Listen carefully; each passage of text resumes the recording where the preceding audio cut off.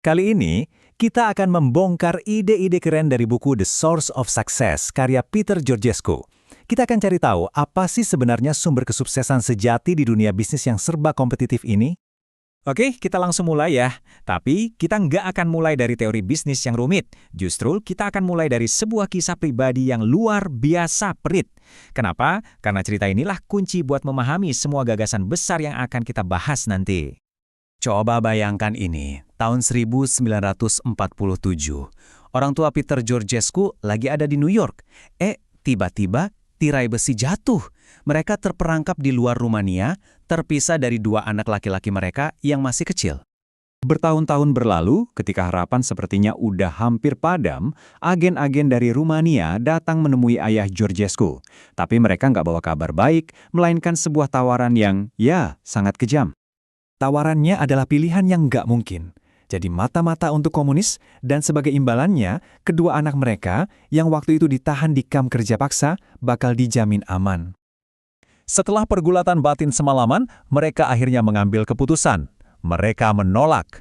Alih-alih tunduk pada tekanan, mereka justru memilih mempertaruhkan semuanya dan membawa cerita ini ke media. Nah, disinilah benang merahnya. Pelajaran hidup yang sangat personal ini, bahwa nilai-nilai yang ditempa dalam krisis adalah yang paling kuat, justru menjadi fondasi dari seluruh filosofi bisnis yang dibangun Georgescu. Georgescu bilang pelajaran tentang integritas dari masa kecilnya itu, ternyata malah jadi super relevan hari ini. Kok bisa? Karena dunia bisnis yang kita tahu udah berubah total secara fundamental. Menurut dia, ada satu masalah besar, yang dia sebut sebagai kankernya bisnis abad ke-21. Namanya komoditisasi. Ini bukan lagi soal siklus ekonomi sementara.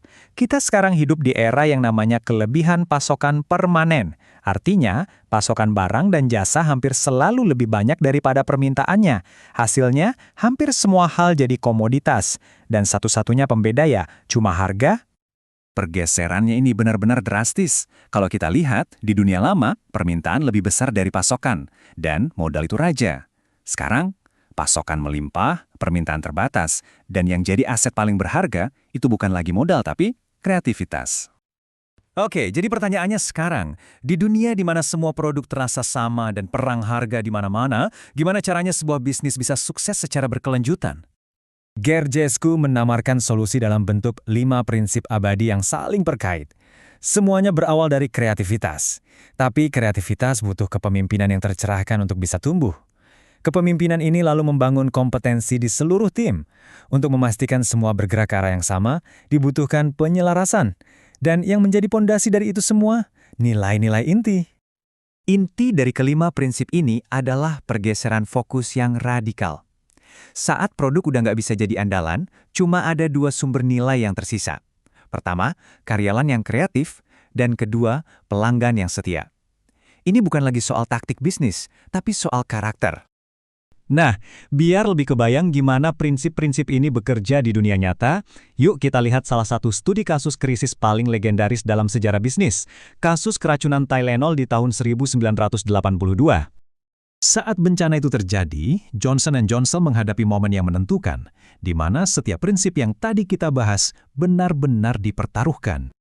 Waktu itu, CEO Jim Burke melawan saran dari FBI, membuat keputusan yang gila banget, menarik semua produk Tylenol dari pasar. Sebuah langkah yang langsung bikin perusahaan rugi lebih dari $100 juta, bayangin. Jadi, kenapa mereka rela rugi sebesar itu?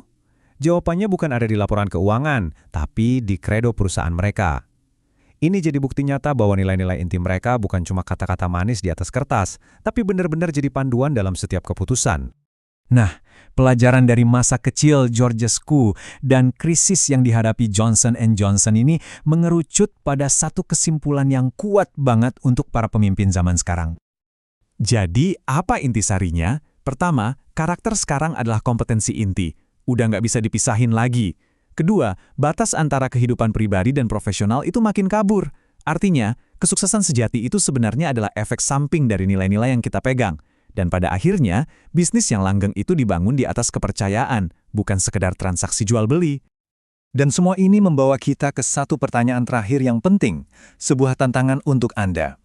Di dunia yang serba ada ini, di saat semua orang banting-bantingan harga, apa yang akan menjadi sumber kesuksesan Anda?